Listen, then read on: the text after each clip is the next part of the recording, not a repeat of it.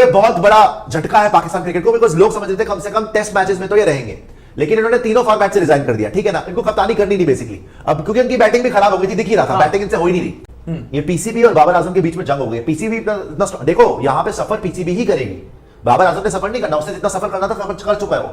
यहाँ पे विराट कोहली की जगह पे रोहित शर्मा नहीं अवेलेबल इनके पास। रोहित शर्मा जब विराट कोहली भी हटे थे, आपको याद है 6-7 कप्तान बदल लिए थे आपने, 2 T20 वर्ल्ड कप आपके खराब हो गए, एक एशिया कप आपका खराब हो गया, यही चक्रों में, यही ड्रामेबाजियों में।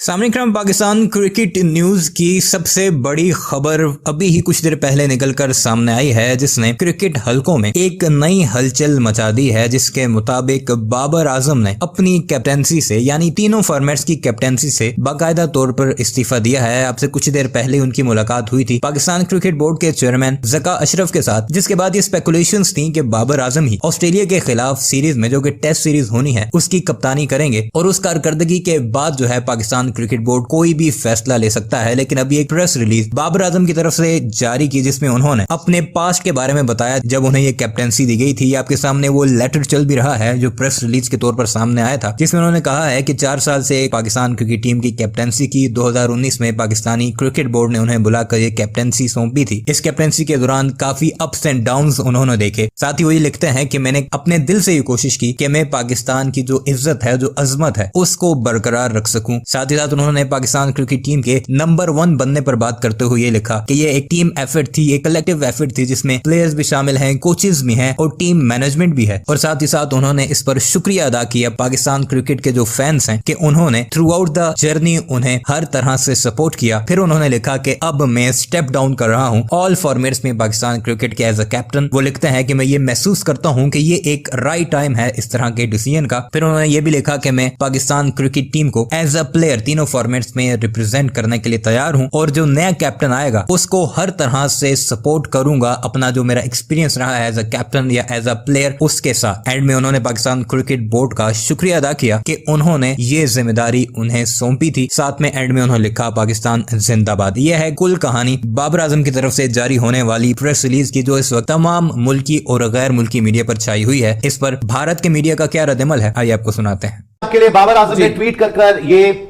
पूरा का पूरा लंबा मैसेज दिया, बोला आई विविडली रिमेंबर, मतलब मुझे थोड़ा बहुत याद है, धुंधला धुंधला याद है, the moment when I received the call from PCB to lead Pakistan in 2019, 2019 में जब कप्तान बने आफ्टर सरफराज अहमद, और over the past 4 years I have experienced many highs and lows on and off the field, but I wholeheartedly and passionately aimed to maintain Pakistan's pride and respect in the cricket world. Reaching the number 1 spot in the white ball format was a result of the collective efforts of players, coaches and management, but I'd like to express my gratitude and passionate Pakistani cricket fans for their unwavering support during this journey.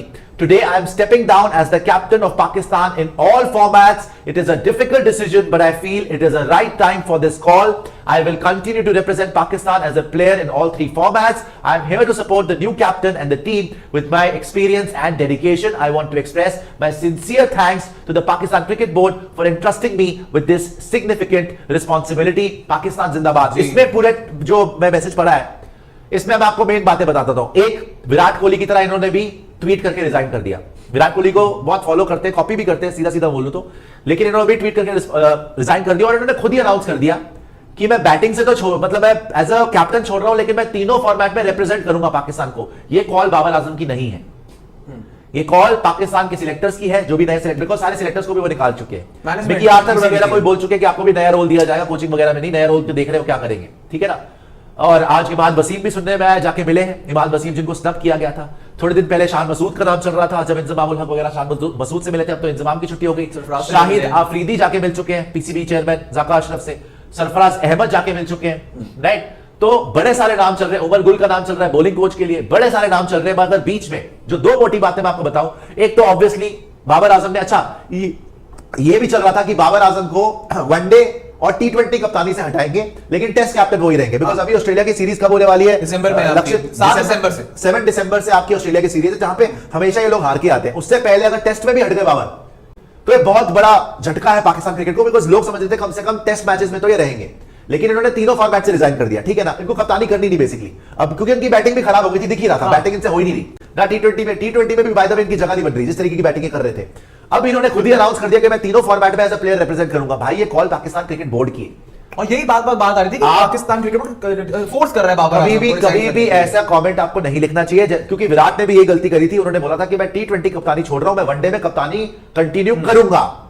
लेकिन सौरभ गांगुली वगैरह ने उनको वहां से भी फारिग कर दिया। यहां पर अब इसमें भी एक और लेयर है, क्योंकि बोला यह जा रहा था, जैसे सवाल भी पूछा था, भैया आपको जब Pakistan versus second last match I think south Africa से हारे थे, या कौन सा मैच था यार, इनका लास्ट मैच बचा हुआ था, तब प्रेस कॉन्फ्रेंस हुई थी, मैंने आपको बताया था कि इनसे सीधा सवाल जर्नलिस्ट से किया, खुद कप्तानी छोड़ोगे कि पीसीबी निकाले तुम्हें, यही था उसका मतलब।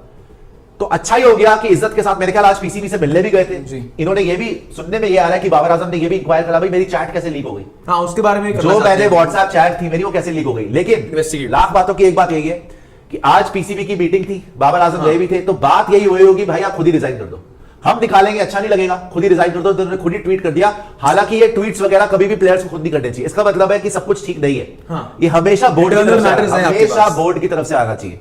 विराट कोहली ने भी जब खुद ट्वीट कर दिया तो सौरभ गांगुली ऐसा लगता था उनको कुछ पता ही नहीं है।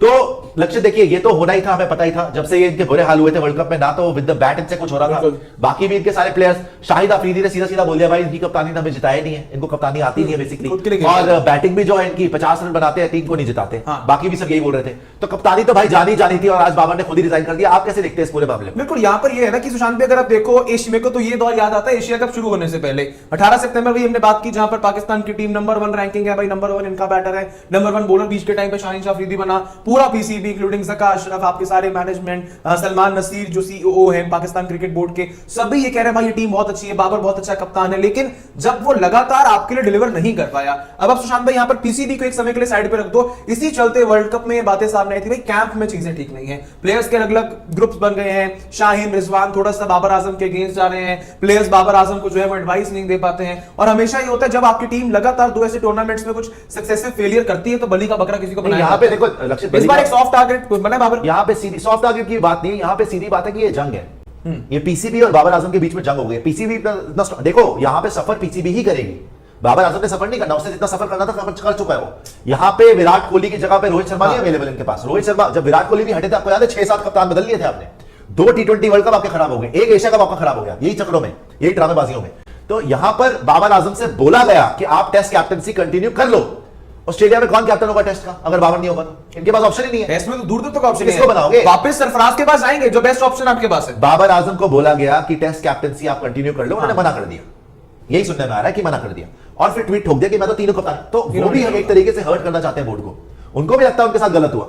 भाई जो भी हुआ, हमें रिजल्ट देखो, रिजल्ट आते हैं तो आप कंटिन्यू कर सकते हो, रिजल्ट नहीं आते तो भाई बड़े से बड़ा प्लेयर बाहर हो जाता है।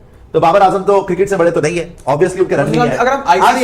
अगर हम आईसीसी इवेंट्स में बाबर आजम का टेन्योर देखें, 21 का वर्ल्ड कप बाबर आजम अपनी टीम को लेके जाते हैं सेमीफाइनल तक,